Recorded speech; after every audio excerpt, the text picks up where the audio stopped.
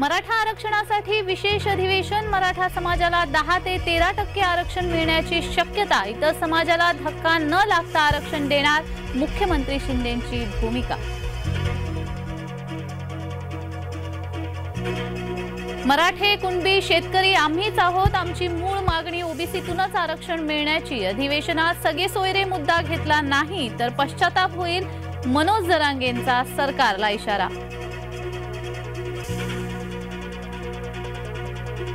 अधिवेशनात प्रत्येकाला बोलण्याची संधी द्यावी, फक्त गटनेत्यांना बोलण्याची संधी मान्य नाही, छगन भुजबळांची प्रतिक्रिया।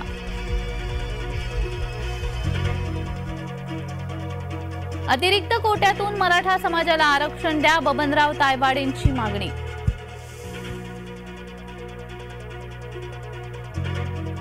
मराठा समाजाला टिकणारं आरक्षण मिळावं, बाळासाहेब थोरातांची मागणी।